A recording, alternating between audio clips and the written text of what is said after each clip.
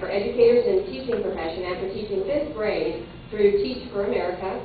Corey has worked in various roles at a variety of institutions, including serving as Assistant Director of Undergraduate Admission at Stanford University. Prior to joining the foundation, he led business development and account management operations for Inside Track, Inc.'s Community College Impact Initiative. Corey received his bachelor's degree in economics from Princeton University and his master's degree in political science from California State University in Long Beach. Next to Corey is Jim Miller, who I'm sure everyone here knows Jim Miller. He's a former Lake County School Board member.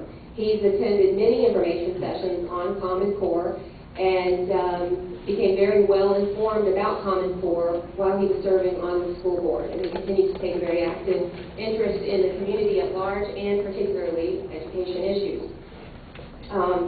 Now, and we've kind of divided this up, pro and con, so that we're going to be fair and balanced tonight. So on the opponent side of Common Core, we have Randy, well first Dr. Karen Ephraim. She's a pediatrician, researcher, and conference speaker. Her medical degree is from Johns Hopkins University and her pediatric training from the University of Minnesota. She's provided testimony for Congress as well as in-depth analysis of numerous pieces of major federal education, health, and early childhood legislation for congressional staff, state legislatures, and many organizations. She serves on boards of 2 national organizations, Education Liberty Watch and the Alliance for Human Resource Protection. And then we have, and there are many, many more things you do as well. Very impressive resume. And Randy Osborne, Marion County REC Chair and political consultant.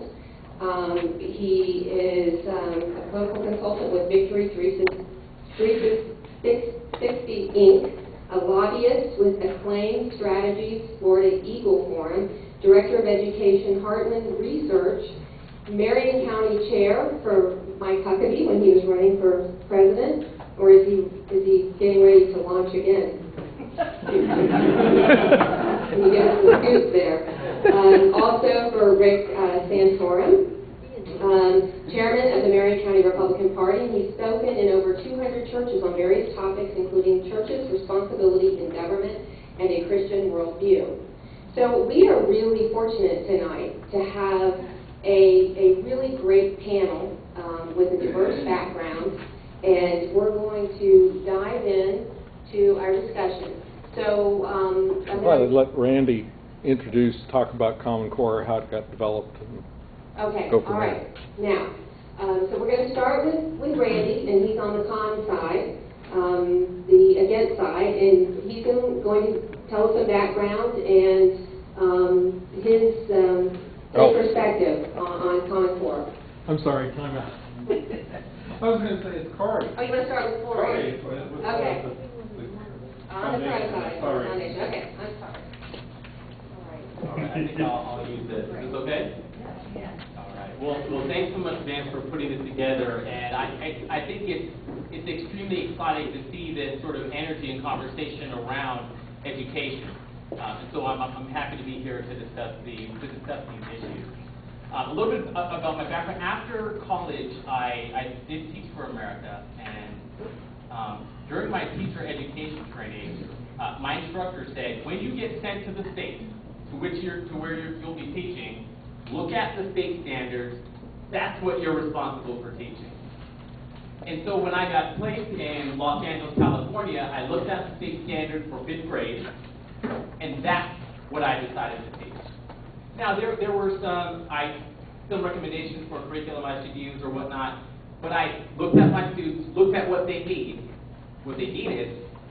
and taught according to the standards.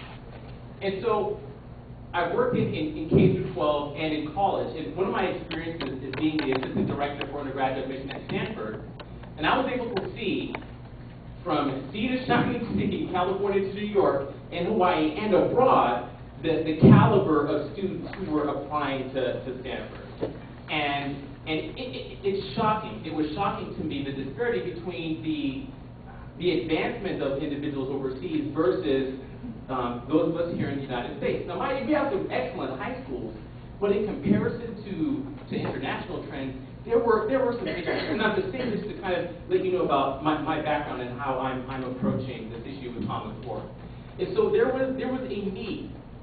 There was a dire need to make sure that we improve our standards. We hear from the academy and from professors quite frequently that students who graduate from K through 12, any students sometimes, will have to take remedial math and remedial English when they're in college. I'm talking A students. So that informs the educational process and lets us know something isn't right with our standards in K through 12. And so we have to try to find ways to improve them. And that is the genesis of Common Core state standards. Now, core standards, as I just mentioned, it makes the high school diploma almost meaningless. Again, if professors and university administrators are saying your students aren't coming to us prepared, and then if students aren't ready for college or careers, this is costing the economy long term because the jobs of the future require degrees and require a great deal of knowledge and competence. So I am a proponent of Common Core. Obviously, the foundation is a proponent of Common Core because we need higher standards. And I'll just start there. Okay. All right. We're going to ask Karen, Dr. Marie, if you'd like to weigh in. And I saw your body language, and I'm thinking that you might want to just jump in with some comments at this point.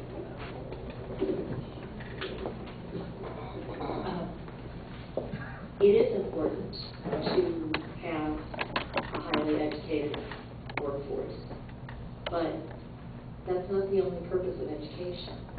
The purpose of education is to provide broad academic knowledge that allows students to not only flourish in whatever they decide to do, but also to be able to understand the history and principles of our nation in order to maintain a free republic. And standards that focus solely on career and college readiness don't do that. And as far as international comparisons, the United States does both better and worse than nations with national standards. For instance, Finland, which is often at the top of these international tests and comparisons, does not have, they may have national standards, but they don't have high stakes testing. And they have a lot of local control. And they don't base their entire system on tests. And unfortunately, the high stakes testing movement that started with No Child Left Behind, well actually it started worse with, back in 1994 with Goals 2000, School to Work and the Workforce Investment Act. That whole movement to high stakes tests has been the impetus for states to dumb down their standards. So even though they, in theory, have high standards, they have a motivation to dilute things and to cheat. And there are horrible scandals in Georgia and other places that, you know, in order to get their federal Title I funding, or in Florida to get their A grade for state funding to the districts, they tend to dilute things. And that isn't the way we want to go. And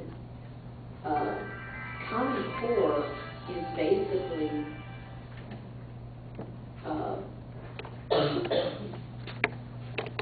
in Florida, if you go by the Thomas B. Ford Foundation, which proponents of Common Core tend to cite as the the experts on national standards, they rated Florida's math standards as a little bit above Common Core, the current ones, and the English standards just a little bit below. And so if 78% of Florida students are needing remediation in college with standards that are rated basically the same, why do we want to spend $1 billion to implement Common Core and put more emphasis on testing and have more impetus to teach to the test and dilute things when it's not likely to help? So there's more I can say. Okay. And this is just going to be our opening, and then what we'll do is we'll get into some more specific questions, because from everything that I've read, it seems that the devil is in the details, so to speak, which is the case in most things in life. So we'll go ahead and we'll have Jim do a 3-minute opening, and then we'll move to Randy, and then we'll get into some specific questions. I want to do opening, just respond to the doctor's comments. I absolutely agree with the fact that we test way too much.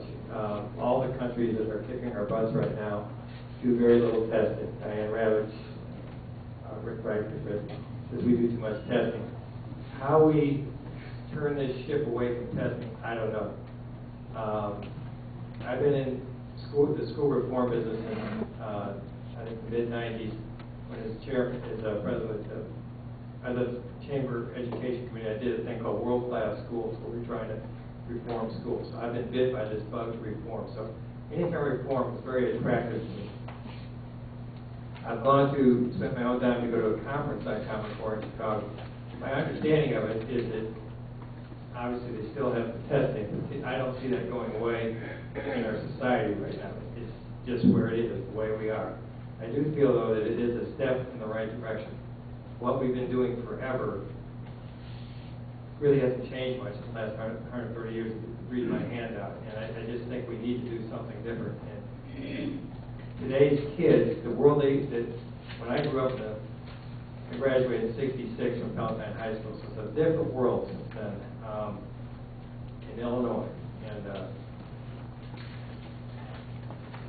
we just need to do things different than what we've been doing, because if we keep on doing it, we're not going to get there. So we're very well for the Industrial Revolution, our system of bells ringing and kids moving, everyone trying to be the same throughout.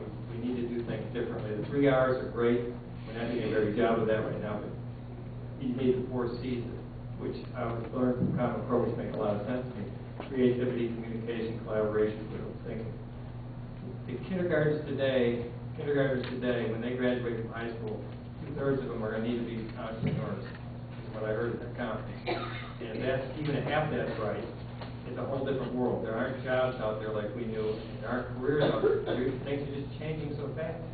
I mean, look how things have changed in technology. An iPad, who could have even thought of that 10 years ago? And now it's into the old hat. They got things even better. And for our kids to be learning without technology, you've heard me say this before, it's just insane. I mean, that's the world. They need to have that stuff to be learning. And we need to do things a lot differently than what we're doing.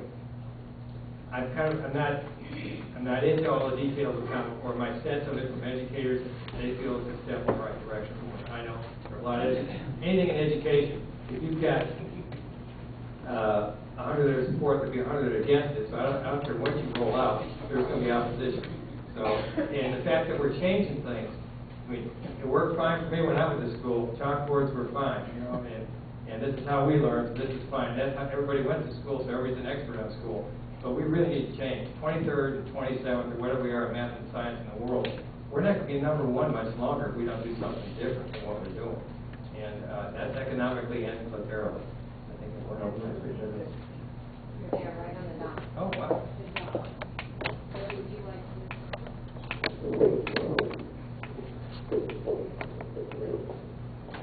I didn't realize you were timing this, so I can't cheat. kind of a perspective probably quite a bit different than the panelists have so far. And Corey is right on, and so is actually Jim and Dr. Alfred, on one issue. Our education system has serious challenges, and we know that. And I'm going to give you an example. It's a personal example, but forgive me for doing this. Many years ago, actually, about 16 years ago, we made the decision, our family made the decision to homeschool our children. We made that decision not because our children were brighter, not because our children were so much more special than everybody else's children. We made the decision to do it because we felt like that we could teach our children better than the school system. And I'm going to ask a quick question. How many teachers are here tonight? I mentioned this before, but you all are heroes. Because what you all do, and give them a hand.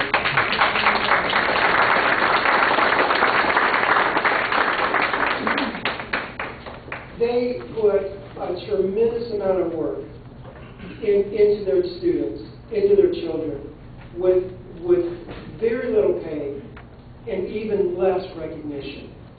We lost 160 teachers a couple weeks ago in Marion County because of lack of funding.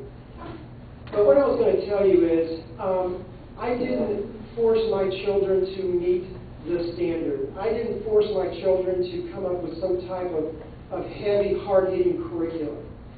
What I did is I taught my children, and when I felt like that they were a subject that they were weak in, then I worked harder on that. That's how it happened. They weren't smarter. They weren't any more brilliant than any other kids. It was a process and a system that we used to educate our children that were extremely effective. And my youngest daughter just took an ACT test. It's a college entrance exam. Just took it a few weeks ago. She came home scratching her head and saying, "What is this about?" And we do know that the tests are starting to step in line with the Common Core standards. The assumptive language in these tests are off the charts. It has nothing to do with the English and math. You're saying, well, it's good to socialize your children in other type of academic processes as you're teaching them English, for example. Well, you know what? You're absolutely right. In fact, everything that our children communicate with us, we work with them. They're constantly being taught in school. That's what we do as parents, as our jobs. However, we teach them in philosophies that are something that are of a conservative nature. We teach them philosophies that we as parents have from a moral perspective. And when you take that outside of that and you start putting assumptive language in tests and expect those children to test high in those, it is a serious problem. It is a serious problem.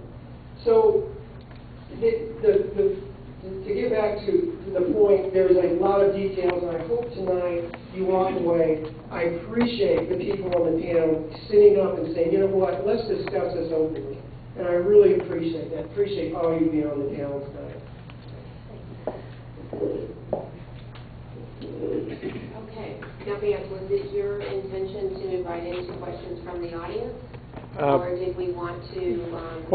and I'm going to base this upon a panel that I saw in another state on a video, is that why don't we start with each of them being able to ask questions of the other viewpoint and an answer, a couple minutes on each side. Do you feel comfortable with that? Would you like to go that route? What's that? I think we just keep reacting to each other. Well, I don't think we need to ask them. Yeah, I'd like to delve into the assumptive language. You brought that up in the context of an ACT exam. I have a 17-year-old who just took the ACT exam, and I've read some of the questions, and I wondered about maybe some examples that you might be able to give. And then I would like if Corey could maybe address that from the standpoint of anything in Common Core that you've seen that inserts value and information that, depending on the perspective of the student and what they're learning at home versus what they're learning at school, might influence the way that they'd be able to answer a question on a test. So, Randy, do you have any examples that you might be able to share with us? This is a common one, and it happens all the time. But to give you an example of what assumptive language is, you're asking a question, but you're making an assumption that something is already true. And we do this all the time. When we're in debate, we do it all the time. We're trying to move somebody to our opinion. In fact, I suspect the county commissioners do it. Sorry. Here's an example of one. Always. On an SAT test. And this one, again, I have a difference of opinion on this subject, so I'm going to bring this up. For example, an assumptive language. Now, I believe that evolution is a theory. I believe that. It's a theory. It is a theory. A singular theory. Well, here's some assumptive language on a math test. 5 billion years ago, the Earth evolved. 2 million years ago, man came on the Earth. And then it goes on into a mathematical question. It's a word question. It's assumptive language. Well, most of the time, your students can identify that type of assumptive language. But when it gets into other issues, social, economic, moral issues, that's when it's problematic. And it gets to the point where a student, and I want to take it from another perspective, a student must be educated to that assumptive language to be able to answer those questions properly. And that's the concern that I have with it. And that's just a small, minute. Didn't even mean to bring that one up, but it is an issue.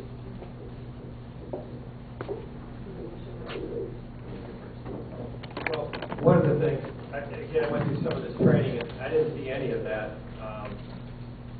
I was thought it's more about teaching deeper instead of teaching wider. We try to teach so many things that we have to take some things out of the plate so we can teach kids a deeper understanding of things so they really understand stuff. And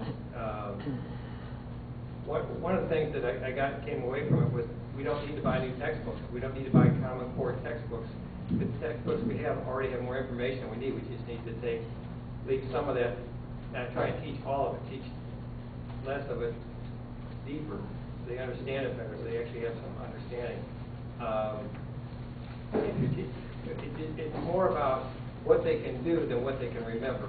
We need kids to be able to do more things. You're going to be an entrepreneur. You're going to be able to do stuff, whatever it is, where you can accomplish what, when the Magna Carta was signed or any of that kind of stuff. Or, I mean, you can Google that.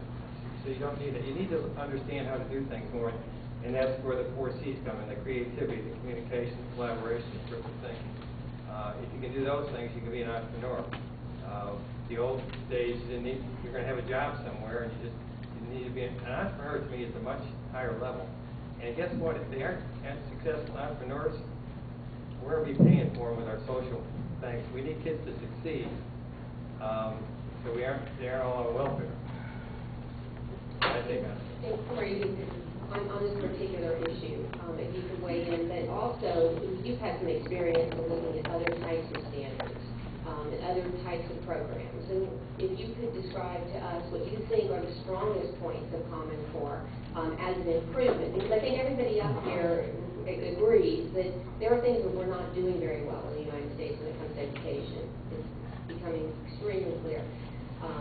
So why do you see Common Core as an improvement over what we're doing now? So first, Randy, I think we share a lot of values.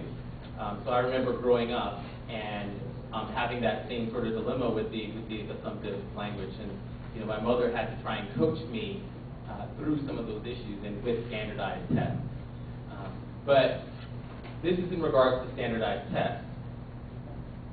But Common Core is not a test, and Common Core is not a curriculum. So for example, I have some of the standards here. How many of you have actually read some of the standards? So this is for kindergarten math. Counting and cardinality. Know number names and the count sequence. Count to 100 by 1 and by 10. Count forward beginning from a given number within the known sequence instead of having to begin at 1. Write numbers from 0 to 20. Represent a number of objects with a number numeral 0 to 20, with 0 representing a count of no objects. So for those of you who have not read the standards yet, that's what they are. And that's probably by kindergarten to first well, grade. yes. So that is an example of a standard. That's not entirely the whole of Common Core. I don't have it. I just printed out one piece of paper here. So They're available. yeah, you can look them up online. You can pass around tablets and check them out. So that's what the standards are that's an example of a standard for those of you who have not read it before. It doesn't dictate how a teacher goes about teaching to those standards. It doesn't dictate the text being used. It doesn't dictate the curriculum. It's just an expectation for what a kindergartner should be learning. That's it. It's a federal expectation, correct? Now it's at the federal level? Yes. Right, but we're going to start with It's some a state level. questions. And I think that that's probably a good one. Let's talk a little bit about that. I mean, obviously, we have a Department of Education in the United States, and so we have federal mandates that flow from the federal level down to the state. Is Common Core, is this the first time that we're going to have the federal government telling us what standards we have to teach to if we, as a state, subscribe to Common Core? Dr. Efron.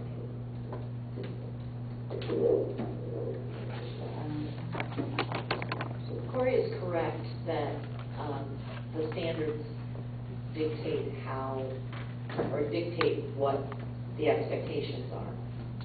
However, because the tests, the federally funded, federally supervised tests, and the federally developed, supervised model curriculum are based on the standards, it's really not complete to say that the standards don't have anything to do with curriculum, because they do. And because we have teacher pay and tenure, we have student graduation, student advancement from grade to grade, and district funding, and frankly, if the Obama administration had its way, also federal Title I funding, all based on these standards and the tests, we wouldn't have a problem. We are constantly told that states can alter the curriculum, they can add 15%, and that districts can choose their curriculum. Well, if all of these things are based on the test results of these national groups that are basing their tests on these national standards, how independent do you think a state or a district is going to be when they choose their curriculum? So, yes, it's correct, there's not a federal mandate to teach a particular way, but there's awfully strong incentives. To that point, our district is participating with other districts in our consortium to write questions for tests for end-of-course exams. And that's just done in the Central Florida area, and other regions are doing other, and our state has decided we're going to have course exams and we're going to grade all these teachers. And it's hard to write all these questions and to have to be fair and balanced. So we have groups of teachers and working with others, and where you take this and take this, and they're being written here in Florida for a lot of these ending courses. Now, so it is, yes, it is national, but there is a lot of home base to it too. And the other thing is we need to tweak it. But to me, we need a bar that's set. To me, this ought to be a minimum bar. We got to be going above and beyond this bar. But you know, if we don't do something different, we're not going to be number one for very long. And we really need to look at what we've been doing and do it a little different. Well, we've won economically and militarily only because we're still the biggest and strongest. But we're losing it fast. Maybe we've lost it. I don't know. Maybe some kick our butt. Militarily, I don't know. We've spent $2 trillion from the federal government since 1965 on education. And I should have brought the graph with me, but the test scores in reading, math, and science are either stagnant or declining. So federal involvement and nationalizing really hasn't helped. Okay, we're going to take specific questions from the audience. And I would ask, I know it's a very emotional issue, and but if you will refrain from talking or blurring things out, so if you ask your question, and we'll let the panelists address the question. I'm going to start here. Can they come up to the front? You may have to come up to the microphone. Come to the aisle. Okay. I'd like to. Maybe tell us your name. My name is Wenda Halter, and I'm a high school algebra teacher. My question is to Corey, from your example of the Common Core. We've been told last year that the Common Core is going to dictate that Algebra 1 becomes almost Algebra 2 in the concepts that need to be taught. Now, if I understand correctly, our Senate that represents the people of Florida recently voted that it's not going to be mandated to pass Algebra 2 to get a diploma. If you want to be a plumber, electrician, and make more than your teacher, you don't need to know Algebra 2. And the Senate said you don't need that to graduate. But if you're going to make Algebra 1 Algebra 2 and use Common Core as your reasoning, then we are making it mandated that you know Algebra 2. And that concerns me. My daughter teaches at Lake Hills, and she teaches kids in high school in diapers. And instead of having time to teach them activities of daily living, they sit there in their diapers and drool and get taught Algebra 1. And this is what concerns me. Not that Common Core is bad, but it can be misused. Would you please give us your thoughts on that? And when you say that Algebra 1 is becoming Algebra 2, can you? I think Yeah. not a math problem. That's the problem. There's something called systems of equations, which is one of the more complex things we do in Algebra 1. And you have two equations, and you have to find a solution for that. And there's three ways of doing it. There's three types of answers, and it's next to quadratic equations, a difficult concept for the students. With Common Core, we have to change that to 3 equations. And something else, I have children entering my math class that can't multiply 1 times 1. So I'm having to bring them up while I'm still meeting all the standards. And I wonder when we're going to say, stop. Let's make sure these kids can multiply and do fractions, because on the end of course exam, which is changing in 2 years to a different exam, the problems are full of fractions. So, Great. So yeah.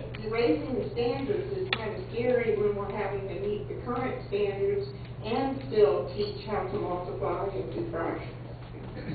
Okay, so thank you for that. And one of the goals of Common Core is to make sure that by the time students are getting to Algebra 1 and Algebra 2, that they have those basic skills.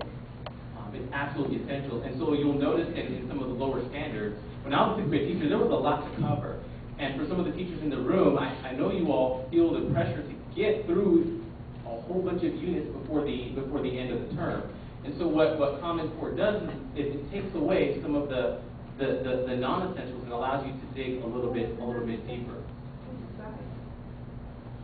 Well, and there was a question from the audience I heard, and they said, what are the non-essentials and who decides? Yeah, and so how many of you were involved in the process of creating the current standards, the next generation state standards, or know what those are? I know it's not ours, but I do generally. Yeah. And so, Those are Florida standards, right? That's not Common Core. No, that's not. Okay. The Sunshine State standards. It's So, next generation. say that again? It is next generation sunshine state standards. The whole title. And so what, and you know, you can probably speak to this, how are standards created? Because, I'm sorry, the governor is not going to sit down and write out standards.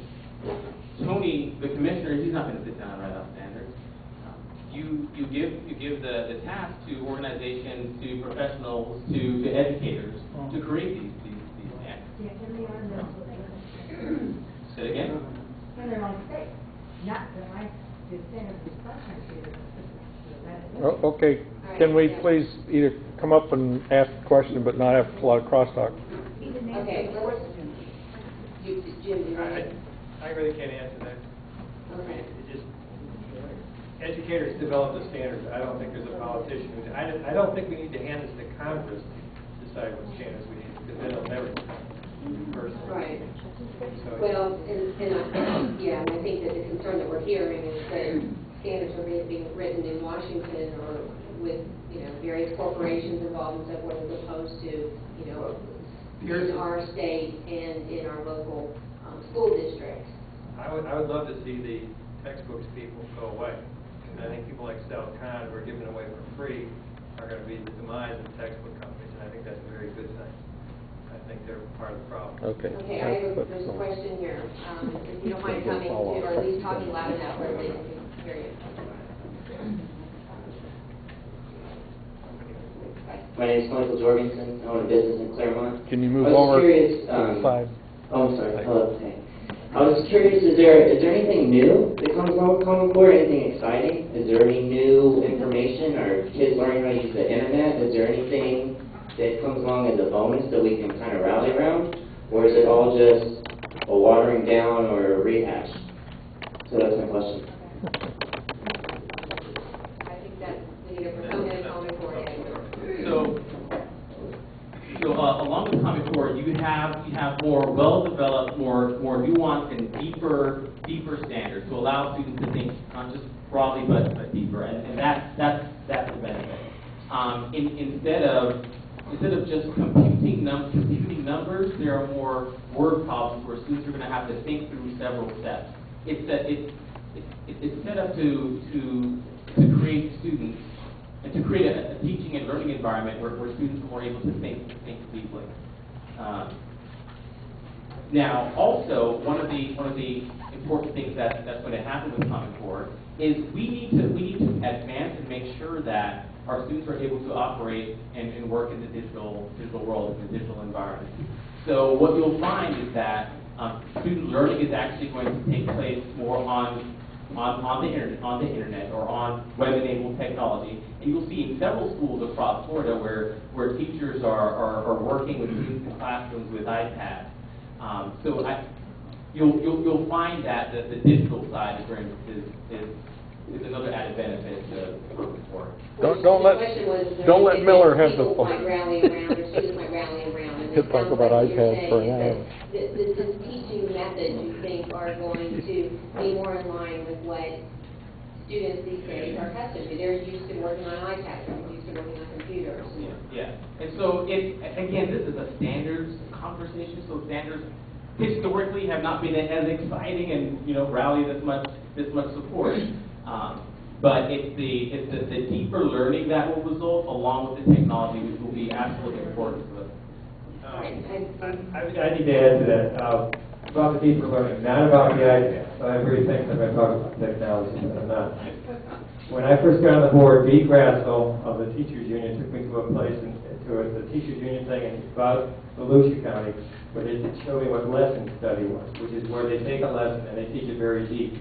And the whole class was involved, and they broke into groups, and worked on solutions. These kids were so engaged, and they really learned something. It was awesome.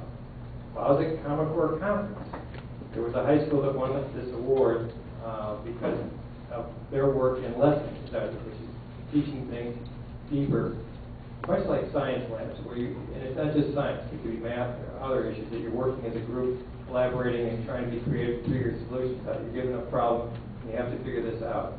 And anyway, this high school has been doing lesson study for 15 years. It's totally just, and I think it's Louisiana or Mississippi, which isn't known for education.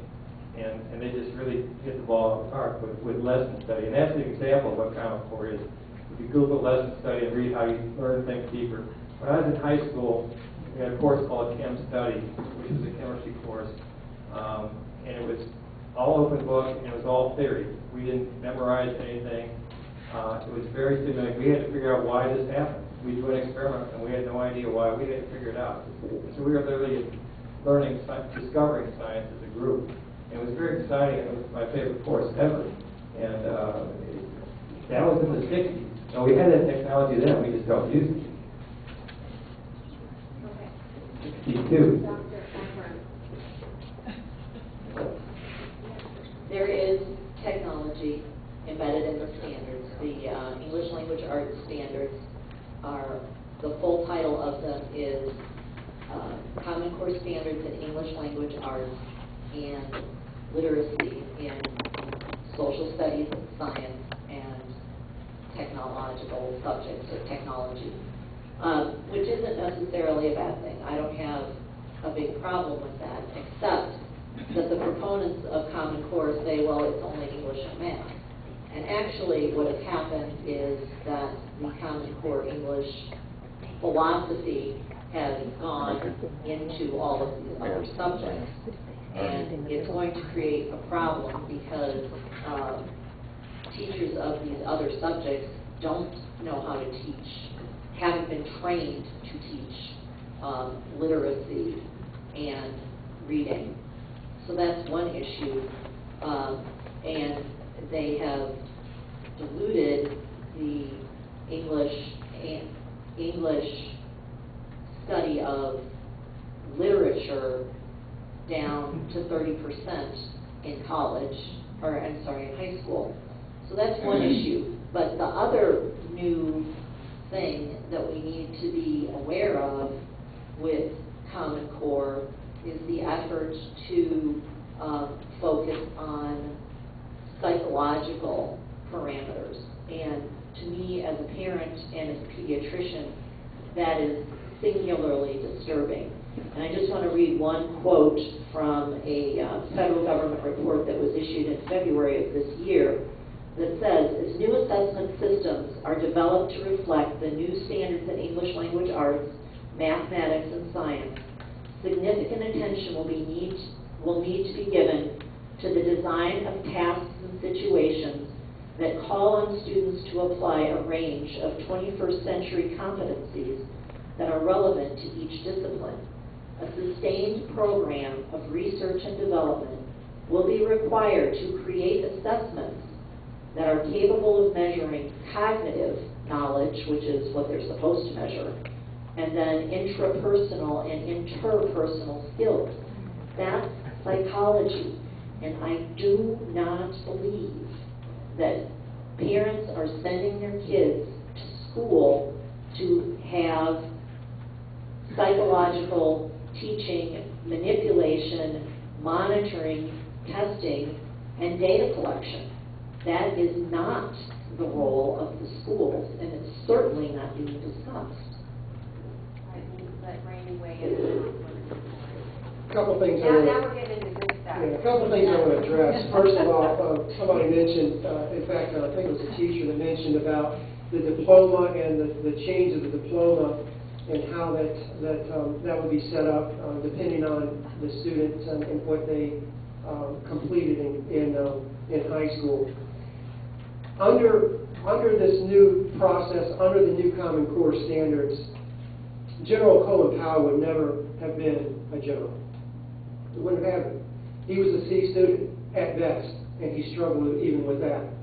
But within himself and his creativity, he exceeded far, far above what he could have if he was locked into this Common Core standards. He may have made it to a mechanic, or may have made it into some other area that would never have gotten him where he went. The other thing is, you mentioned what's new. And Dr. Ephraim just mentioned it a little bit about it a few minutes ago. But one of the federal requirements to accept the money that has been accepted in Florida, it aligns the data items on our children with the National Center for Education Statistics National Data Model. This includes hundreds of data points, somewhere in the neighborhood of about 400 of them. Things such as academic and non-academic data. It includes items such as religious affiliation, political affiliation, mental health data, medical data, and even DNA sequencing. This data will be stored from kindergarten through career. These psychological data points include mindsets, learning strategies, effort for control, attributes, dispositions, social skills, attitudes, and of course what Dr. Ephraim talked about is interpersonal resources. And this was all in tune with the National Resource Council and U.S. Department of Education. Now, my proponents will say, no, that's not the case. Folks, I fought for 3 solid months in Tallahassee against a bill. It was Senate Bill 878. We call it the infamous data mining bill.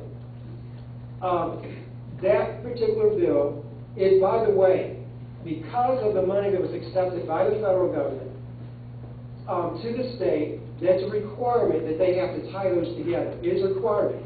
Now, they tried to pass it this year. It did not work. In fact, it went through the House, it actually went through the Senate, went to the House, and then came back to the Senate with a small amendment to it, and it ended up dying. But that's how close this thing got to going through. Now, this is real. This is not made up. And in fact, when talking to some of the senators about it, I am a lobbyist. I'm one of those evil lobbyists.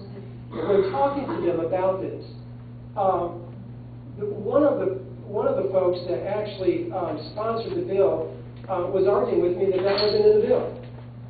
And I said, well, who wrote this bill? And in fact, I actually went to him. We went to the bill. We turned through it, and we found it. And he said, well, what does this mean? And I explained what it meant. He actually Googled it because he don't think he believed me because it was so outrageous. And then he said, well, and I asked him, I said, well, who helped you guys write this? Who wrote it? And I already knew the question. I never knew the answer. And it was a foundation that one of the panelists is sitting here tonight. So, the information that I've heard up until tonight was that in the state of Florida that we did not sign up for this data mining aspect of Common Core. And I think that that's been blogged about, and I think Vance has written about that he's done some research that in the state of Florida that we are not signed up for this data mining aspect of it. So it sounds like something different tonight that we're hearing. Okay, and then I'll... We tried to sign up for it. I fought 3 months to defeat it, and we did defeat it.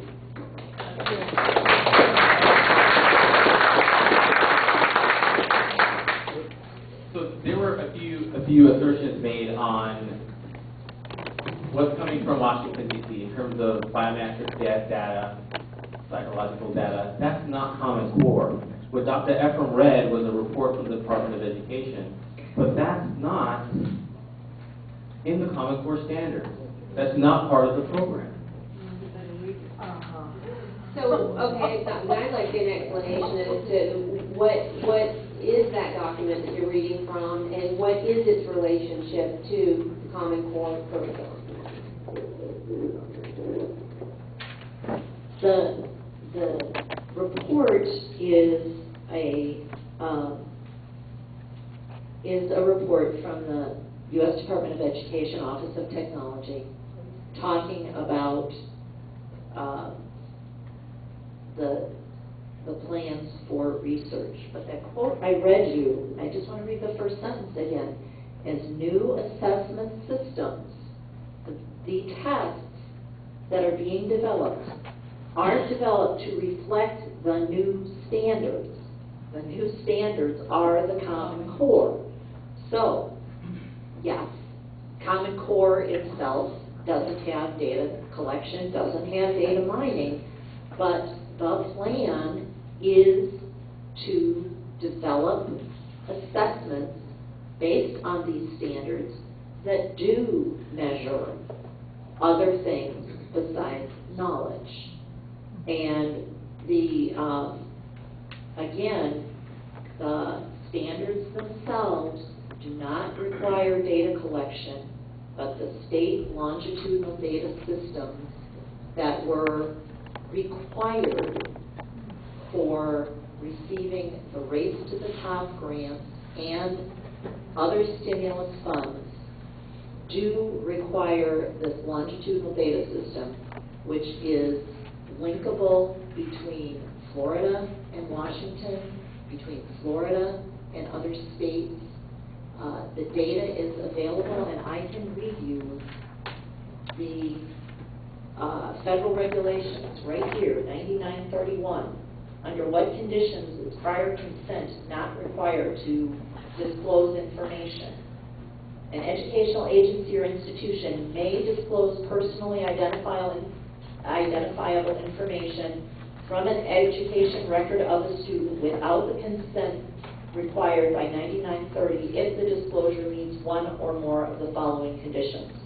And that includes a contractor, consultant, volunteer, or other party to whom an agency or institution has outsourced institutional services or functions may be considered a school official under this paragraph, blah, blah, blah.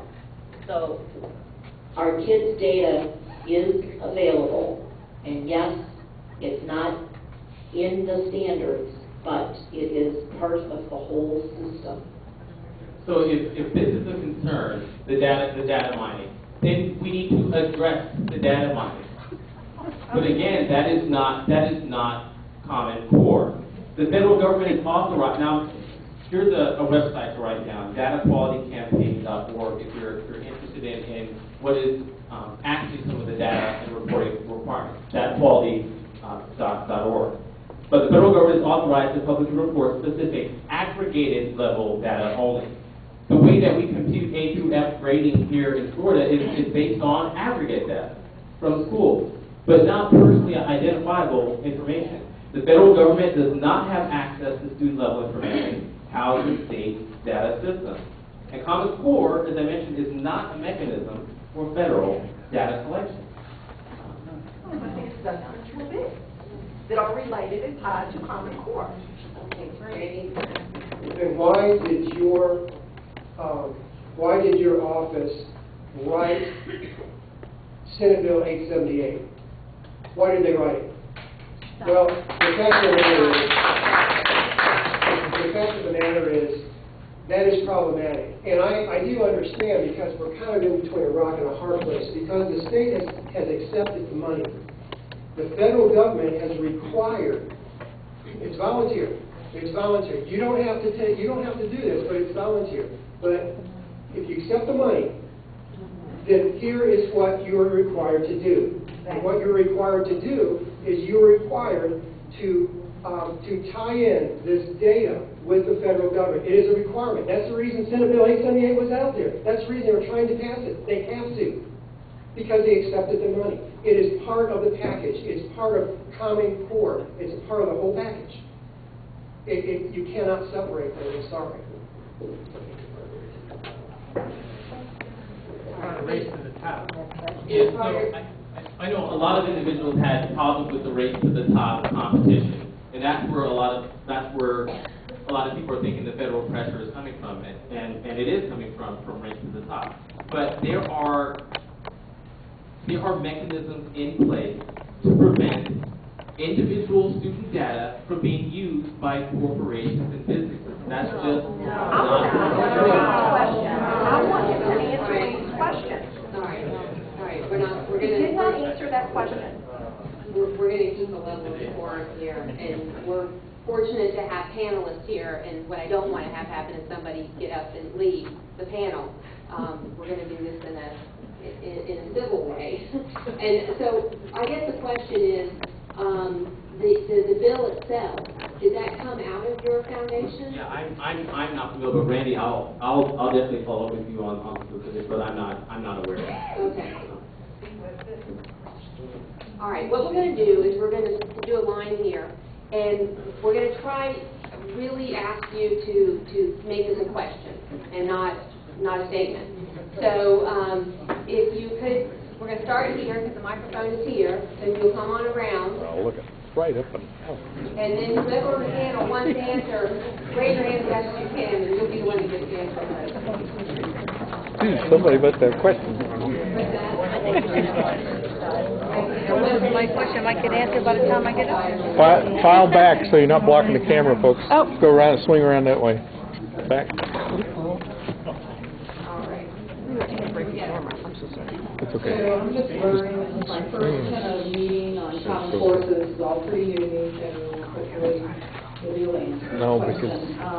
I'm trying to understand, we have standards, and I got familiar with them with my old business. I used to teach to the standards, so I did science. And we kind of followed that with the Florida Sunshine State Standards, and there was measurements and tests, CAPs and stuff like that associated with it. So I'm trying to understand as we benchmark how our students did against state as well as the United States in general, and how our education system pulled out. What I don't know much about Common Core is, like, it all of a sudden came, we created it. Was it tested? Was it benchmarked? Is it something that we're going to be measurable to? How do you know when you have success? Because we have standards now and we're not doing very good with those standards. They've been in place for a long time. You're adding a different type of standard with the assumptive piece to it. I think it gets down to critical thinking, that kind of thing that they're trying to do. So there's a lot of assumptions that can go on in a classroom while you're teaching to that critical thinking. So what's the benchmarks? How do we measure? How do we know we're successful at what we're going to be implementing? And maybe along those lines, some other states already implemented Common Core, and what are their results?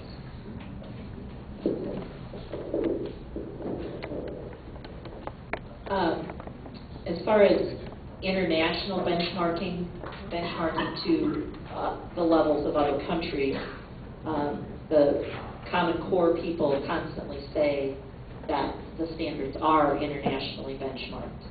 However, when members of the validation committee for both math and English repeatedly asked for evidence of the international benchmarking, they never received it. And 5 highly qualified scholars that were on the validation committee refused to sign off on the final version. And even the Common Core standards website now says not internationally benchmarked, but internationally informed. And these have not been tested. They have not been field tested anywhere. And that is the concern of school officials across the country, even including Charlotte County, where I'm from, that they are expected to do these high-stakes tests without any kind of field or baseline data. And to the question of other states, Kentucky and New York gave their tests, their Common Core aligned assessments, for the first time this year, and they were an utter disaster. They had to They were testing things that hadn't been taught. Some of the questions that were essay questions, Kentucky had to throw out because the grading of them were so subjective and took so long that they could not be included in the high stakes nature of the testing. So there are real problems with the test. Right, it's going to be one pro, one Right, con. and So are you I'm guys, pro. you're going to, okay. Well, I'm not pro. I agree with this lady. We do way too much testing. And what I've been told by the folks at Common Core is when the new standards are more stringent than the old ones.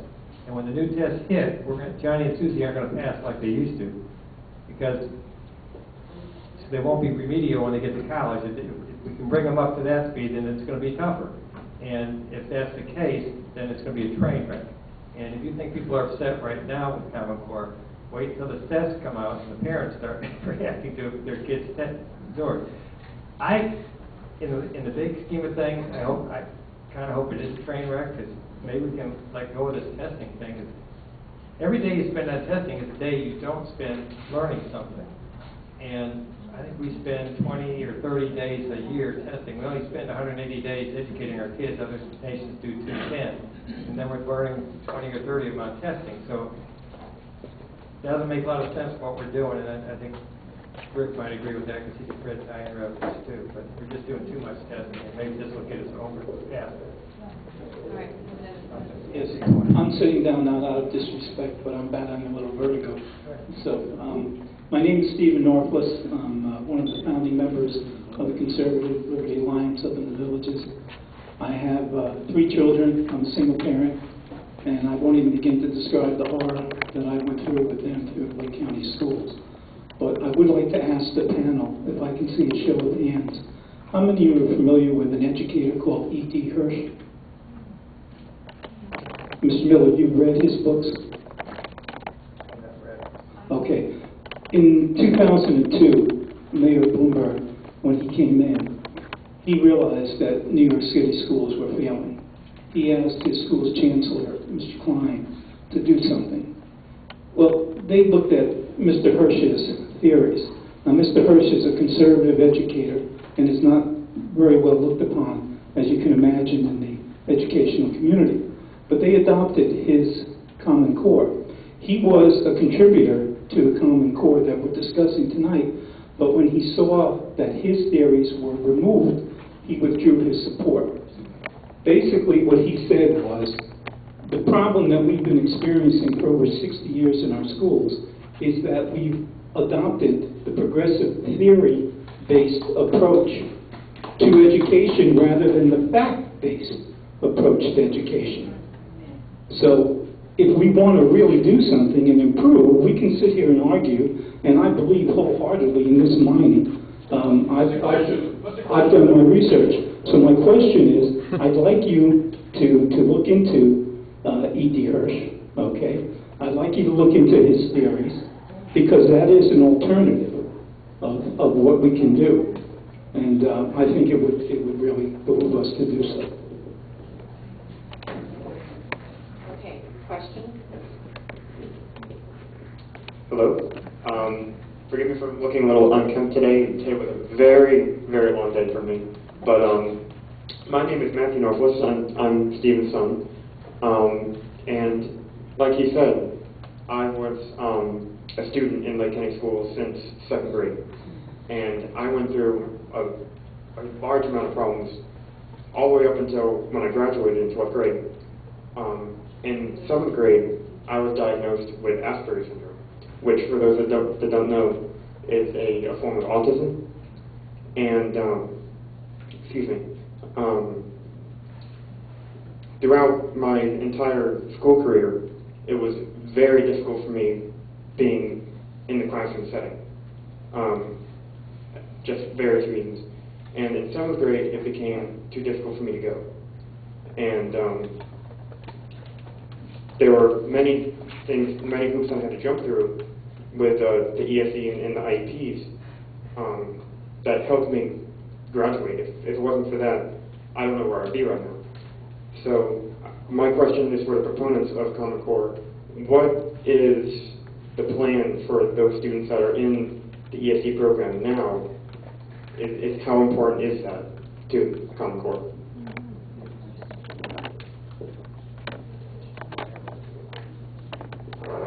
So, in dealing with ESC, exceptional student education, and with ELL, you're getting more into the area of curriculum, which school districts and schools will decide. So, for those types of student issues, districts are going to have to make sure that they create environments where all students can learn. So you'll see that at the district level.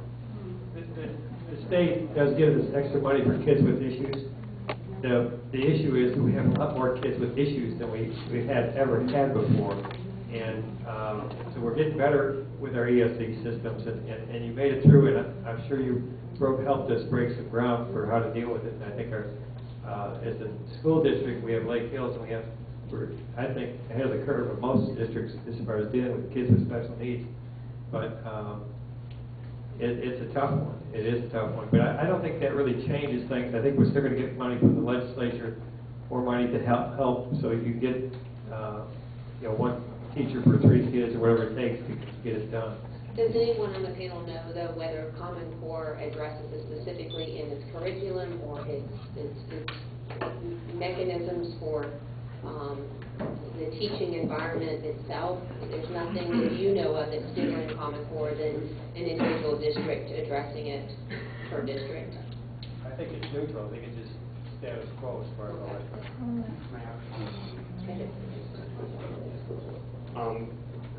My question is, if it's important enough for the ESE students to have their own individual plan, why not everybody else?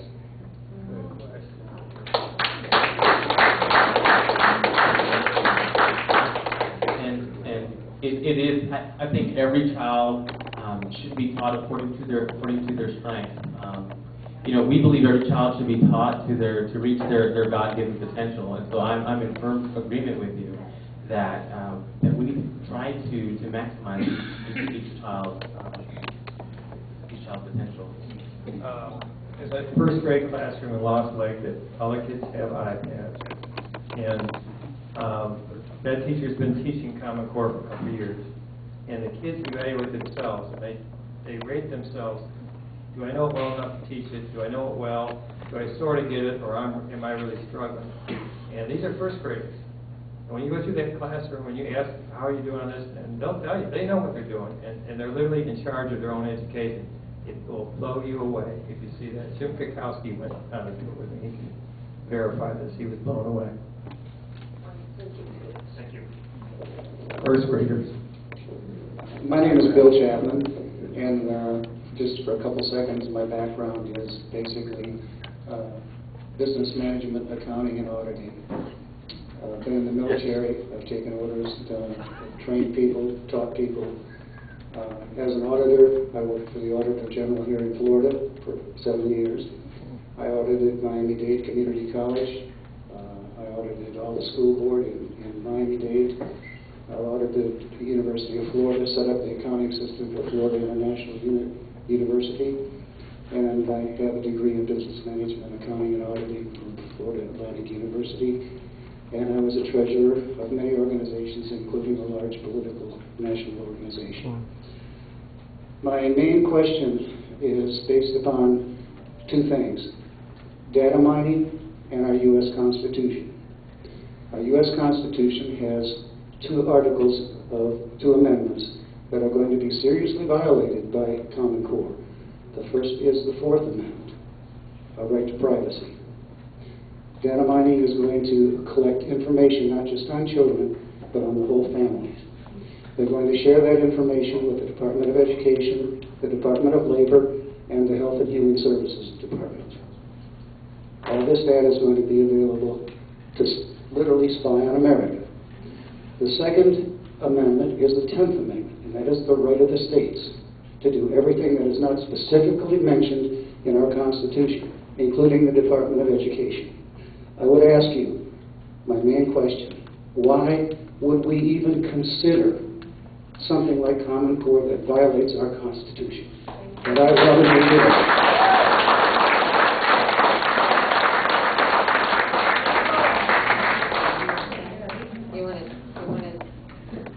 Yes, so, and thank you for the question. I'm in firm agreement with you that we need to be careful about our right to privacy and federal intrusion in education. We are not saying that the feds should be allowed to interfere with local and state education. That's not what we're saying at all. And my point tonight is just that I think we need to be direct and precise with what we have concerns with and what we want to address. There's Common Core, and then there's all of these other concerns that we have. So we need to make sure that we ask our representatives and our senators to affirm Florida's right to secure our information for ourselves and our children. We need to ask our senators and representatives to reaffirm our right to determine our standards and our curriculum, and that's a bill. You know, that's an easy thing to do. We should be reaffirming our rights, but Common Core is not all of these other things that we're talking about.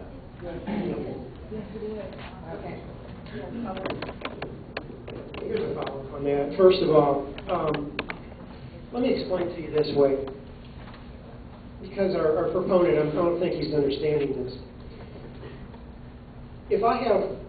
When I was a kid, I lived on a farm, and we used rat poison because we had corn and we had to kill the rats. That's what we had to do. Well, the way we would kill the rats is we would take a kernel of corn, okay, good corn. This is good stuff. It was good. You could eat this corn. We used it because we knew the rats would eat it. Okay, but what we did is we took about the size of a pinhead, we put strychnine in the middle of this kernel of corn, and then we would place it around. Now, 90% of that piece of corn was awesome. It was good stuff. It could be edible. But the problem is, folks, is that 10% is intolerable. It's intolerable. The other issue is again, I appreciate what Corey's saying. I really appreciate that. But his foundation wrote the data mining bill. And I don't understand how that you can't separate them. It's all a piece of poison. There's some good stuff in Common Core. I'm not arguing that. But there's so many things that is not tolerable, including the data mining and also including the cost of it. Tony Bennett asked for $400 million during the session. $400 million. We started pounding him about that. He came back in the middle of the session and said, "Oh, I made a mistake. I only needed $100 million." Is that Common Core? Is that the new math? What is that? How do you think that's going to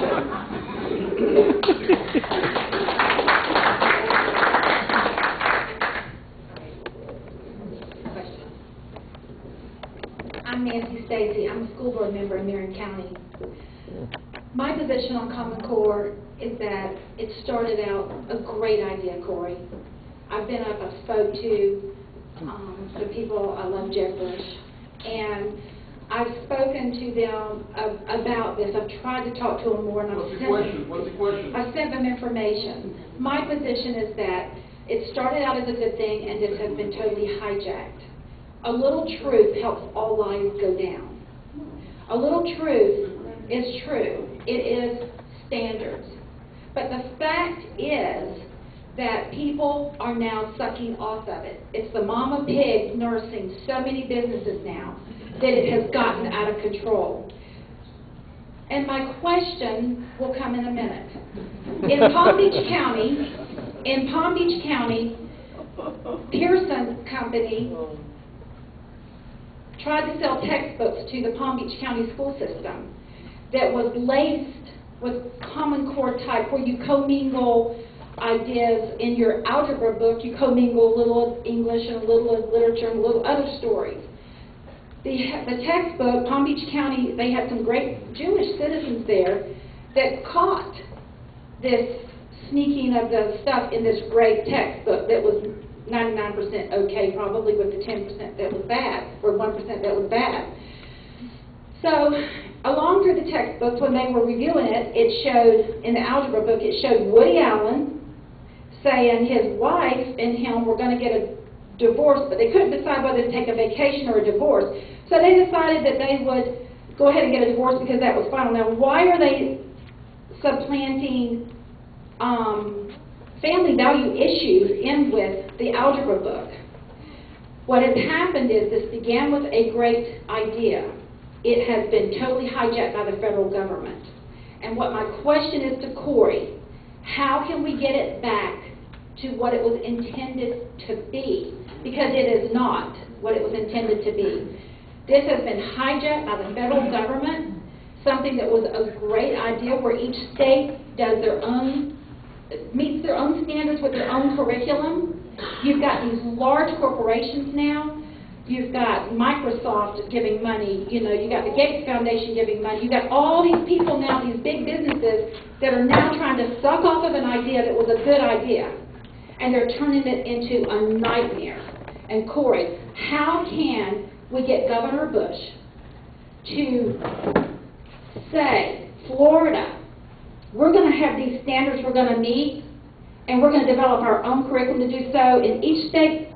But we're buying these Pearson books and these great, we already, I guess, have a national curriculum with those books.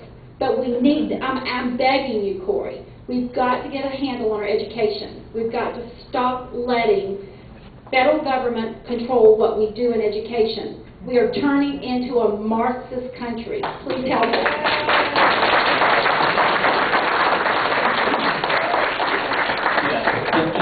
And you know, it's a couple of the things that I mentioned earlier. What you all are doing now is good. I know we have differences of opinion here, but your engagement in this process is so necessary. Because this wasn't happening during the last time we had standards. No one had any conversations about it. Nobody. No one was concerned with the textbooks that we have now. No one. But and this is something that I've always said, that Republican Party and those of you who are interested in education need to get more engaged. Need to get more engaged in each of your school boards, in each of your districts. You have to attend. You have to pay attention to make sure that these types of textbooks don't get pushed under the rug. Think about Texas. How many of you guys heard about T-Scope in Texas? How did that happen in Texas? It's because the people weren't vigilant. And so, as I'm saying, these issues that we are having with the implementation of Common Core, be vigilant about the concerns with data mining. Be vigilant about the concerns with Marxist indoctrination in curriculum. Do that, but be very present at your school board meetings, and that's what will get done. Can we have a committee that we all get together with Governor Bush? Can we have a come-to-Jesus meeting? Well, why don't we invite Governor Bush here, all right? Let's have that meeting. And we can invite conservatives and interested people from all across the state of Florida, and we'll have it here, and we'll talk about what can we do to dismantle those parts of this entire program that are problematic to people that are concerned about their freedom, their privacy, their liberties, their values. And would you take that message back for us to Governor Bush? Yes, I will.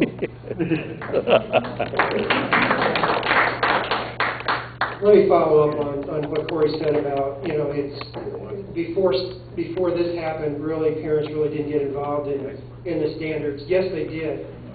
70,000 students are homeschooled in this state. Over 150,000 students are private schooled in this state. They don't do it because they don't have anything else to do. They do it because they're concerned about the curriculum.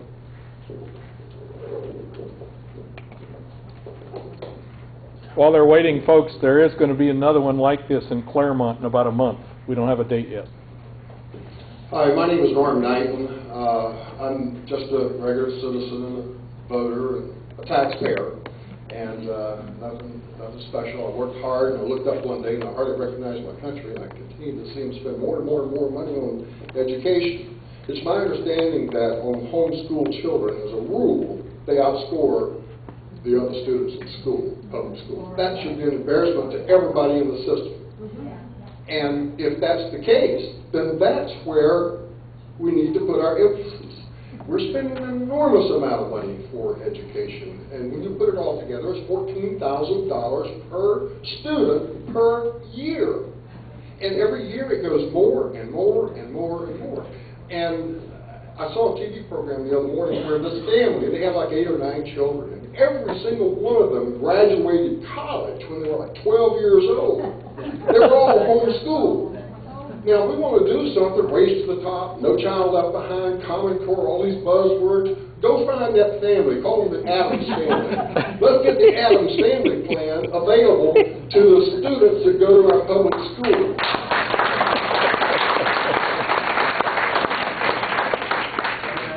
Can I respond to that? So what was the question? There wasn't a question. But I want to respond to it. Okay, I agree, and I have no problem with homeschooling whatsoever. And I think it's wonderful that parents, one or two, both parents take the time to invest in their children like that. The edge that homeschools have over the public schools is they got concerned parents for all the kids that are being homeschooled. We take everybody that comes, and we have kids who have parents who are drug addicts, we have kids who are living with auntie or uncle this week. Well, it's excuses, but it's what we get to deal with. And guess what? All those good homeschoolers are the good kids who have good parents who are concerned if they were in the public school would help elevate. I'm not saying, it just is what it is. We have to take everybody. We have a lot of kids with Asperger's, whatever it is. We have to take everybody that comes in the door.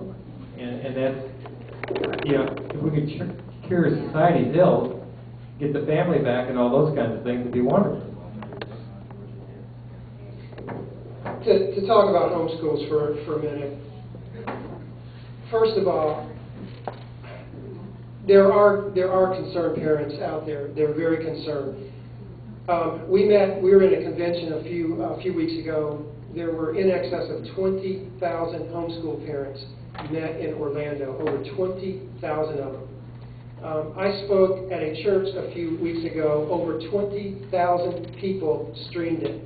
And we didn't even advertise it. Over 20,000 streamed on the specific issue.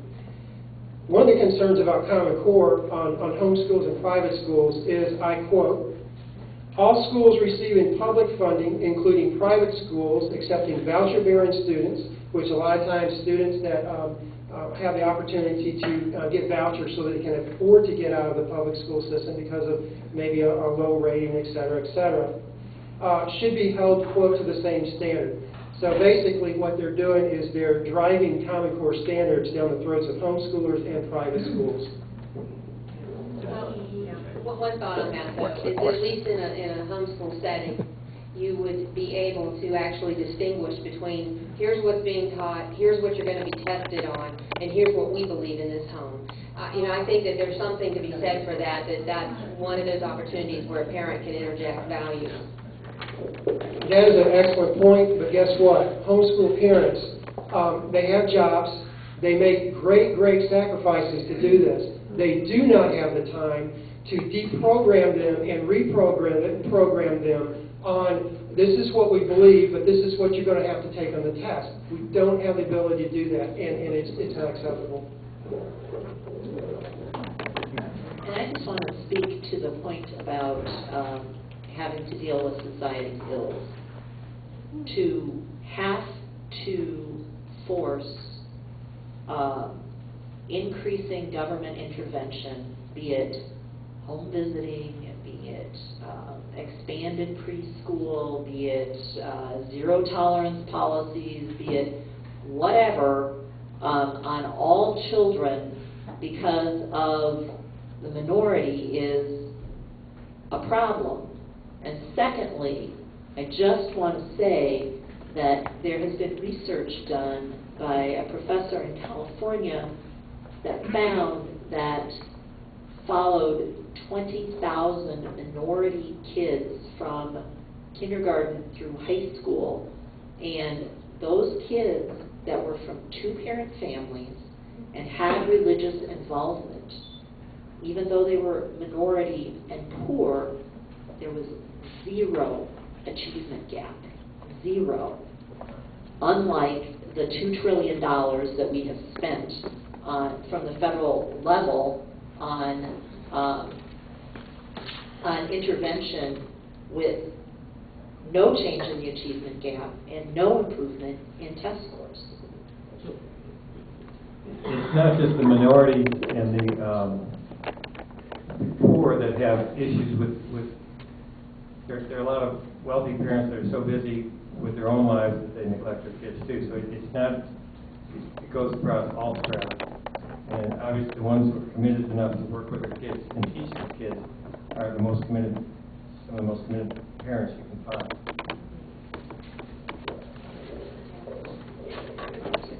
Hi, I'm Carol Gray. I'm a small business owner, and I have no children, unfortunately. But I am interested in our young people today, obviously, because they're going to be the leaders of my country one day. And of course, I want them to have the best education. Also, I have family, that has children, that have children. Now, my question is this, and it has to do with the standards. The first thing you said about Common Core was our standards are low, and the purpose of Common Core is to raise our standards and raise the children to those standards. Now, if our standards are low now, and our children aren't meeting those standards, what's the point in raising the standards if they can't meet the standards that we already have? And how are you going to go about doing that? For example, my niece is brilliant. She's smarter than anyone in her class. When she was in elementary school, she was so smart, she finished everything in a half an hour, and she sat there and colored for the entire day while everybody else was catching up. How are you going to deal with those children that are way above and way below, with reference to like No Child Left Behind and things like that? Is my niece going to have to be held back while other children have to catch up in the Common Core program? And does the education we have now, the standards we have now, does that meet any of those requirements as well? Well, it's actually the same question. How are you going to deal with children that are not on the same level? And I'm not sure which state it was, but I think it was Mississippi or Louisiana, had traditionally terrible education. And the legislature or whatever decided to bite the bullet, raise their standards, and it started out with a huge train wreck because all parents were upset because all these kids were failing. But they toughed it out for a couple of years, and all of a sudden, they all were doing better. And all of a sudden, it did go better, and yes, they were having. You can lower your standards to make yourself look good in a state, but that doesn't work, and it really ruins it for the bright kids. And it's kind of a game, but I think raising the standards is a good thing. Yes, it's going to be tough, but it's just lowering the bar doesn't help anybody, and raising the bar will help. And maybe there's some that can't get there, but the struggle we fight. But how does Common Core actually answer? How does Common Core? You're saying that you're raising the standards in Common Core. How does the actual program get the children higher than they are now? It's not a program. It's just standards. The teachers, the state, they need to figure out how to do it, how to get them to that state. They'll have to make those decisions in a district as far as whether they're going to take certain students down and put them in more advanced classes. Those are the kind of things that we do now in our school districts as far as kids that are at different levels, and then how you're going to give them more advanced teaching in those cases where they need more advanced teaching. If you look at what Sal Khan does, it really helps kids move at their own speed. Hello. My name is Kathy Queck, and I am not from Florida. Moved here 3 months ago. Didn't know a thing about Common Core until a year ago. I taught 25 years, taught 6 different grade levels, was on committees for textbooks, and I wrote curriculum and standards and so forth. I saw them in our district. I also tutored students for ACT and have done so for 18 years. Besides those students, I also tutored younger children. And what brought about Common Core, my interest in it, was last year. I had a gal that did my nails, so she wanted me to work with a kid. He was 3, he was in 3rd grade, and he was having great trouble in reading and English. So I went back to the little shop and worked with him, and I kept telling him, kept asking him, well, what do you do when you have English? And he goes, we don't have English. And I said, then you must have English. And he said, no, we don't have English. We don't learn that. I said, you have to know that. Okay, fine. So I'm thinking, well, this child's got it wrong. And then I heard the word Common Core come out of Mom and Dad's mouth. I didn't really think anything about it. So I'm working with this child, and I had another call from another person from another school district. This boy is in 8th grade. He took the high school placement test to go into high school, and they told him, his parents, that he's going to have to take remedial English and math. He is an A-plus student on the Junior National Honor Society. Yes, sir-ree, we've dumbed things down. And the mother's talking about the word Common Core. All of a sudden, I'm thinking, what the heck's going on here with this school district? This boy did not know any internal punctuation. 14 years old, cannot punctuate a sentence, did not know a sentence fragment from a sentence itself. So I said, oh my, I need to do some research on this. So I started researching Common Core. All right, that's my background, and here's my question to you. Unfortunately, Mr. Miller, you did open up a can of worms, and I don't think you realized what you opened up when you said something. Okay. You said, thank God there won't be any textbooks. And you know what? To my ears, I love it, because I love to write. I design curriculum, that's my big thing. However, if I gave each of these people a math lesson, and I said, you all have to teach the same math lesson, do you think they would teach them the same? No. Because this person hates math, and this person's a new teacher, and this person's going to retire and doesn't give a damn. And that person got too many extracurricular activities, so he's going to put an assignment from the book. Oh, I don't have a book, that's right. I have to pull it off the internet. So what kind of results are you going to get? Only God knows. So here, there's no textbook. Lessons will vary depending upon the teacher's expertise and how much they want to put into it. They need vocabulary, they need background, they need materials, they need steps for the lesson. They need a way to determine whether or not the child has learned anything. They need to have testing. You have to analyze it. You have to have extended activities. Well, what the heck are you going to do for that child that has Asperger's? What do you do with the kid that has an IEP and has hearing difficulties? My question is this. So you tell me, how are you going to address the issues for the teachers? How will they accomplish doing these things on their own? How will you address student differences? This is scary to me. Because you're going to have kids that are going to go to the same school, you're going to have a brother in one class, a sister in another class, and so forth. They're all going to have gone through the 3rd grade, and every one of them is going to have a different experience. And they all have different experiences. Now they all have the same materials. So what the heck's going to happen when there's no textbook? I didn't say no textbooks. We don't need new textbooks. I didn't say no, I said new. No, I said we don't need new textbooks. But that was very passive. I said we can use the old Kevin Baird was here. He's an expert in Common Core. He's not one of the guys who wrote it. I don't know if he's how he's affiliated politically. But he said, do not buy any textbook that's labeled Common Core because your old ones are just fine. You don't need anything new. So we don't need to buy. We're going to buy a bunch of expensive new texts. Pierce is going to sell it, so we don't need to buy textbooks for them. I got to respond to that. I want to definitely respond to that. And he did say new textbooks. First of all, let me explain it to you this way. I have a chocolate cake right here that I baked. And I want you to copy this chocolate cake. This is my standard. This is my cake. It's a chocolate cake. I'm not going to tell you what's in it. This is my standard. Now, I want you to copy that cake. How are you going to copy the cake? The way you copy the cake is give me the recipe. The recipe is the curriculum. You have to have the curriculum. You have to have it. And one of the things that Mr. Miller said, and it is a legitimate issue, when these tests start coming out, these assessment tests start coming out, the kids are going to crash and burn. That is a true statement. The problem with it is going to evolve. It's going to drive the curriculum. Because if my kid can't pass these standards, I've got to have a curriculum to pass it. And if I don't have the recipe, I'll never bake that cake. I'll never match it. That's the problem.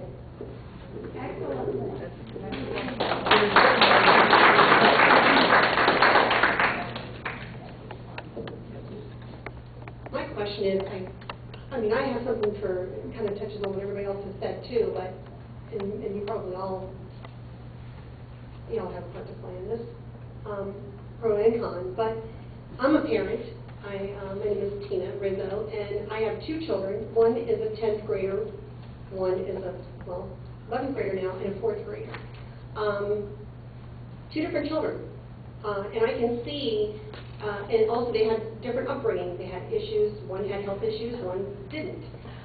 They both learned differently. So what I'm hearing here is that you're trying to put everybody in a box, basically, because you've got to all adhere to these standards. And again, I've seen what's happened with my youngest, who's been in public school at an earlier age than my oldest was. My oldest went to a private school for the first 5 years of his life. I can't afford that, nor can I afford to stay at home and homeschool, which I would really like to do, because I already hear about the results with the homeschool children. So, I'm concerned, though, about my youngest. What do you do when you have a child who is, I can see it already it's happening, because you've got this RUC2 ready that they're trying to implement. What do you do when you have a child that is not going to be able to take those tests and score well, and you're going to give them a different diploma? You're going to educate them to a different type of standard or something? I'm hearing all sorts of things that to me makes no sense. I'm sorry. For someone who excels in academics, then yeah, maybe they could hit all those standards, and that's going to work great. I was a substitute for 5 years. I saw what was going on with these teachers. And a lot of these teachers are afraid to speak up because they're afraid to lose their jobs.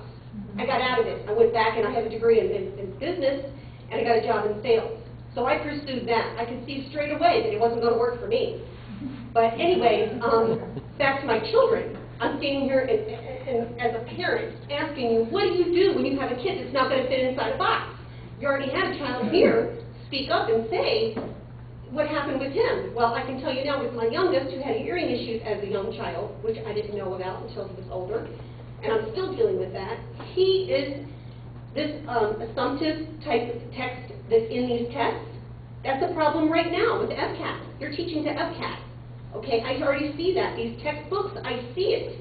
I see this underlying current that's in there, that 10%.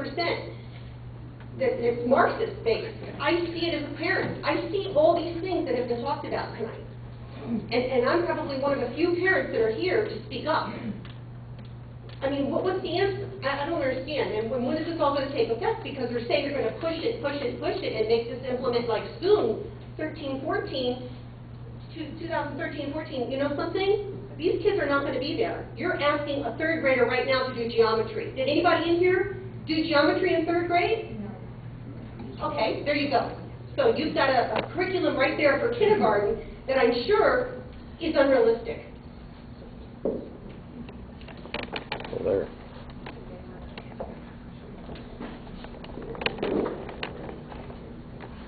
You're right. This is very unrealistic. And I just sat last week in a 3.5-hour taxpayer-funded Common Core cheerleading session from the Center for College and Career Readiness to the Charlotte County School Board, saying on the one hand, these standards are deep and meaningful and all of that other stuff. And then on the other hand, the rigor isn't in the standards, it's in how it's taught. Senator Legg, in his piece in the Tampa Tribune a couple weeks ago, said that states can add, Florida can have its own rigorous standards on top of the minimum Common Core standards. And earlier in the piece, he then goes on and says that it's internationally benchmarked, preparing all students to succeed in a global economy. Which is it? Is it high or is it minimum? Is it deep or is it condensed? You know, you can't, the language changes all the time. And these elected school board members were told by our Commissioner of Education, raising all of the concerns that you brought up about time to implement, about adequate professional development, about cost, about expansion, doubling the testing time that we already have. They brought up all of those concerns to the appointed commissioner and the appointed state school board, and brought up what's in the law that just passed this legislative session, that the implementation schedule is supposed to be based on cost, district readiness to implement the standards and all these other things. And basically they were told, tough luck, implement it anyway. We need to not only deal with the standards and the problems, but we also need to deal with the constitutional issues in the state and governance. Because if the state school board and the commissioner are going to tell everybody how to run their districts, the legislature might as well just abolish county school boards and save the taxpayers the money for salary and benefits, because the school boards have zero control and zero flexibility. I find that really interesting that Mr. Bennett was like that, because the last one we had, Mr. Robinson came to the school, I was at a school board luncheon. We had our semi-annual conference, and there was like 500 school board members from around the state there. He basically told us that he was right, we were wrong, we didn't do what he said. And he was gone, so I thought Mr. Bennett would learn from that. I would hope he did, but I guess not. My name is Monica Rasband, and I am a proud product of public schools. I received one of the best educations, I think, that is offered in this nation, and unfortunately, as I look back at the schools that I went to, the teachers that I had no longer are teaching.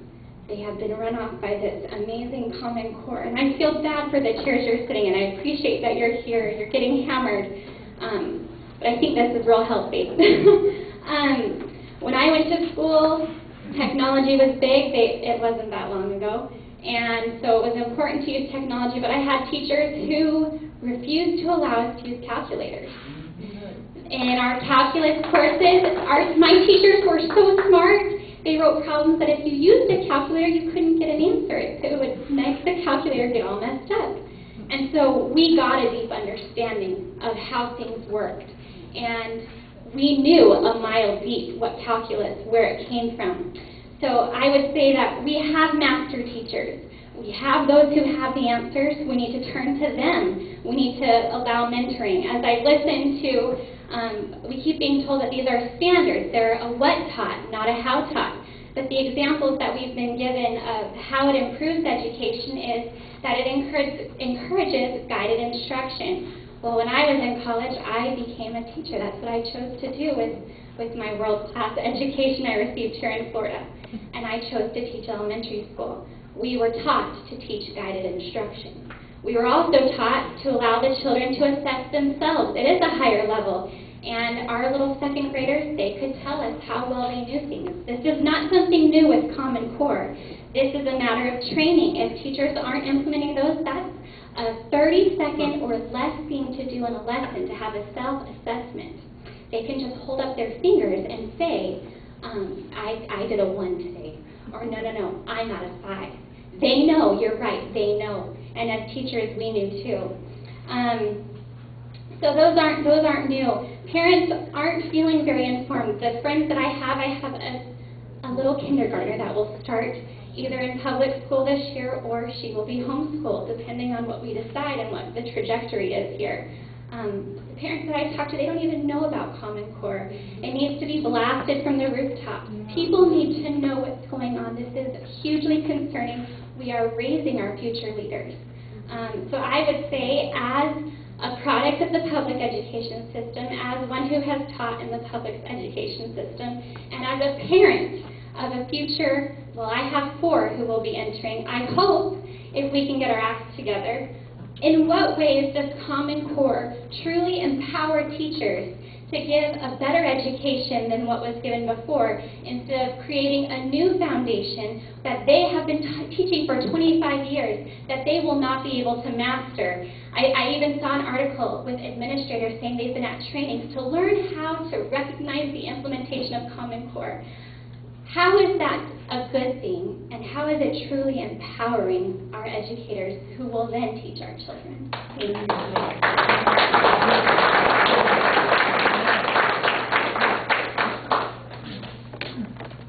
And so we believe that with high expectations people will rise to those expectations and meet them. We believe that's an important part of education here in Florida, raising standards, raising expectations. One of the benefits of Common Core is that multiple states will have these standards. And so in terms of helping teachers, you'll have a broader learning community to where teachers can collaborate on particular lessons. And that's one of the main benefits of Common Core, creating a broader community of teachers who are able to work with each other, feed off each other, and teachers know we like to steal good lessons. So that's one of the benefits. One of the benefits of Common Core also, teachers, a lot of them wind up being in silos. They're in their classroom, they don't get to collaborate as much as they should. And you need collaboration, you need creativity, you need communication, you need critical thinking skills. And the young lady, I think she's doing that, but you need more and more of that. Some of the books I read, one was by Roland Barthes, talked about how teachers really need to communicate in schools. The principals need to collaborate with each other and understand what they are doing right and wrong rather than trying to keep it to themselves. And if we can encourage that, it'll be a lot better. Worthy goals, wonderful things, kind of pie in the sky, however, and not matching reality. Here's a quote from a teacher. The PARC and SBAC, the two national testing groups, will come next fall. I am frightened for the children. The onslaught of Common Core lockstep scripted curriculum will step forward to embrace the PARC and SBAC. The slow death of public education will speed forward quickly.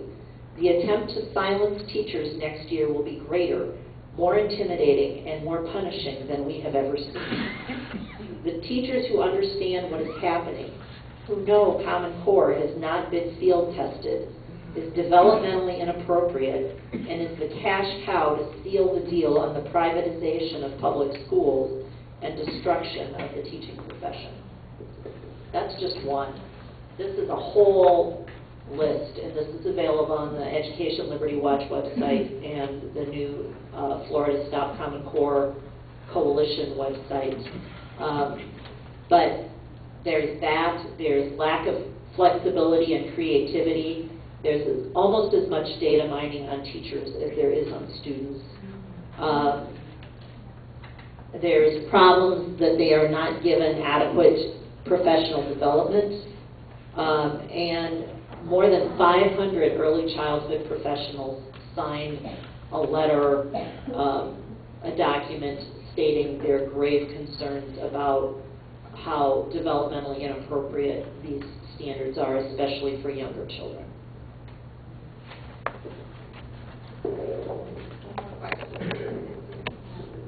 My name is Lou Brown. I was a former preschool teacher in my first life, and I have a lot of grandchildren. I'm very concerned about the Common Core issues.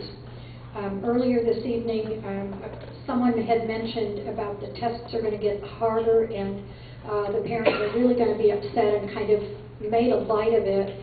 But as a preschool teacher, I will tell you it's very damaging to set these children up to fail, and I believe that's exactly what we're doing. Another question I have, I don't feel was answered, and it had to do with inessential or unessential standards.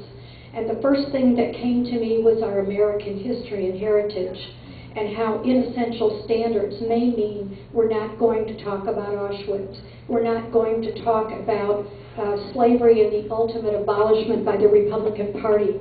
We're not going to talk about the Revolutionary War and our heroes. We're not going to talk about the Constitution and how to protect our own rights as individuals starting when we're very young. We're not going to say the Pledge of Allegiance in school anymore at the start of the day like I did. And I said the Lord's Prayer every day, and we sang a patriotic song every day. And I feel that I was raised very well. I'm not smart, but I was raised well to have a good understanding of how important this country is and the people who founded it. I wonder, too, in American literature, will they still read To Kill a Mockingbird?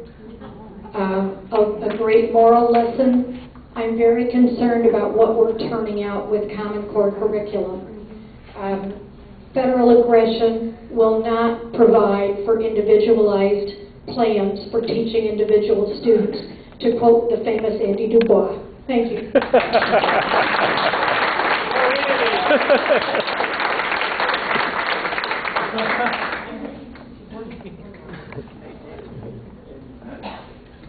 Thank you. Thank you all for being here. My name is Marguerite Kavanaugh. I'm an author, a political activist, and executive director for Florida Eagle Forum.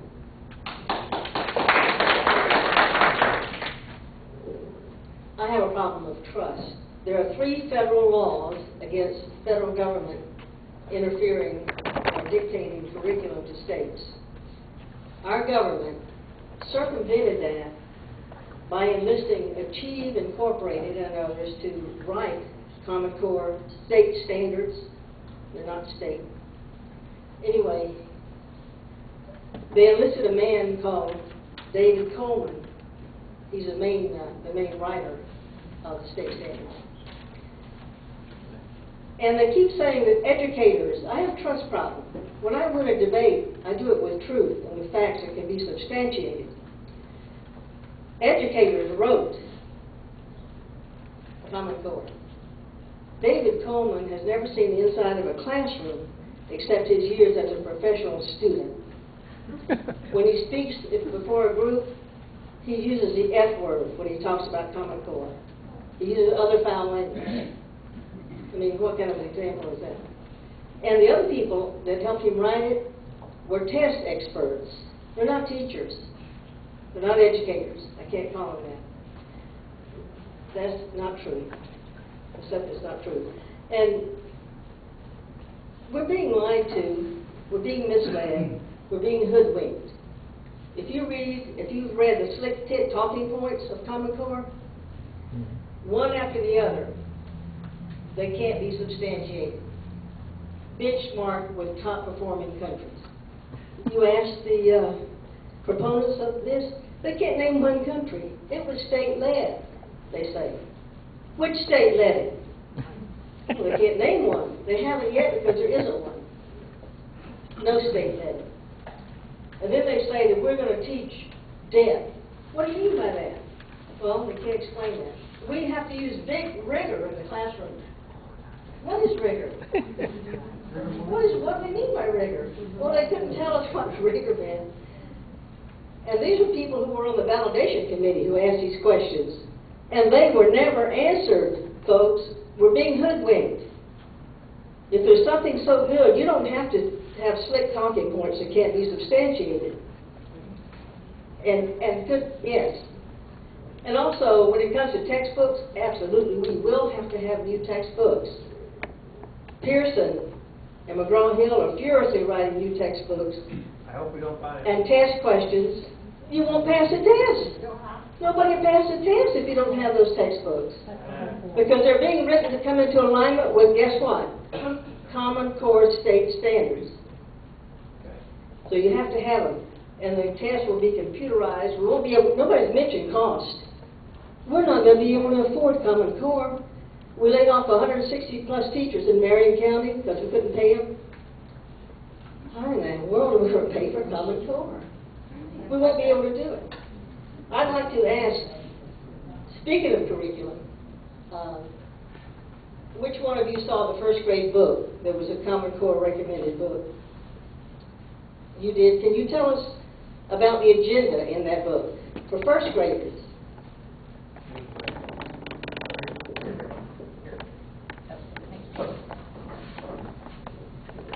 You're speaking of the English language text for from Utah. Yeah. Yes. Okay. The book. Yes, it was an English language arts textbook for young elementary students, and it taught them how to use angry and inflammatory language to bring about social change. Mm-hmm. And at the end, Yep. the assessment part of it actually said that it wanted to monitor how the behaviors and attitudes change with time. That was part of what the teacher had to assess. Again, you're talking about the psychological manipulation of very young children. And okay, you can say it's curriculum, but I don't think that curriculum would have been developed if somebody didn't think it was going to be necessary to pass the upcoming assessment. What particular book was that in? I'll get you the name. But that was that a Common Core? It was Common Core approved English language arts text Okay, in so Utah. it was a Common Core textbook. Yes. Okay. Common Core English language arts. Okay. I have a link to it on my blog. Hi, my name's Andy Dubois. I'm a citizen of Lake County. I've got 3 grandkids here in Lake County schools. I want to thank the panel for showing up, for enduring this. I'd like to thank Leslie for moderating this, facilitating here, and Vance for putting this together, and also our local Republican Party that sponsored this event. Mike, I have a quick question. It has to do with federal aggression, and it has to do with a quote. There's an old quote that says, whoever pays the fiddler gets to call the tunes. All right, so that's where I go when I think about programs that DC comes out with. I question their motives on really educating our kids, making things better for our kids in education. What I do suspect is that there's profiteers. I suspect that there are some select corporations, some select groups, select unions, select government agencies, and this hasn't been brought up here tonight, that are going to profit from this. And I'd like to know who those folks are.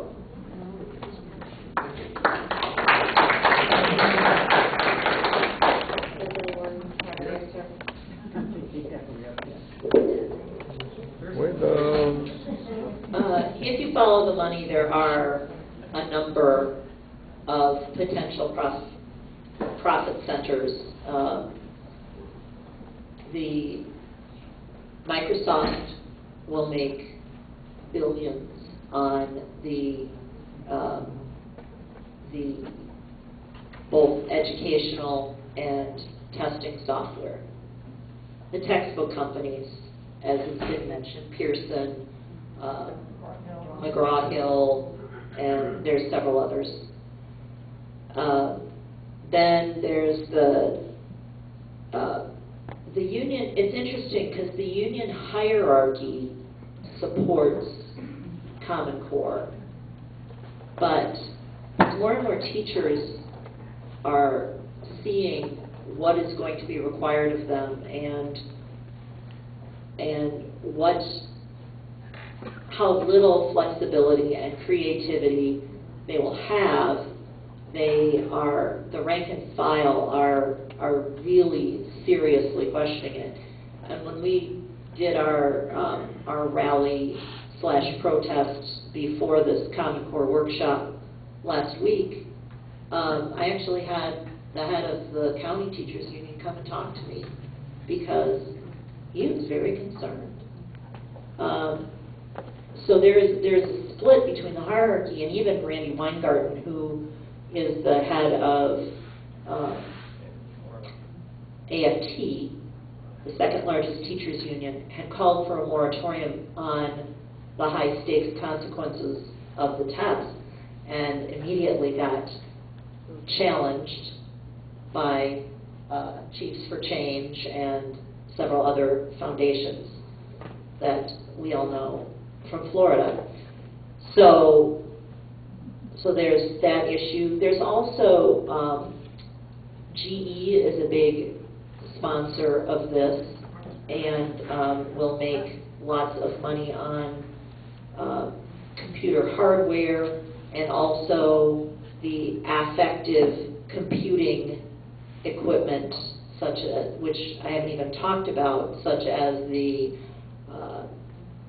posture seats and the pressure mouses and all of the other things that are monitoring, that they want to use to monitor our kids in the classroom.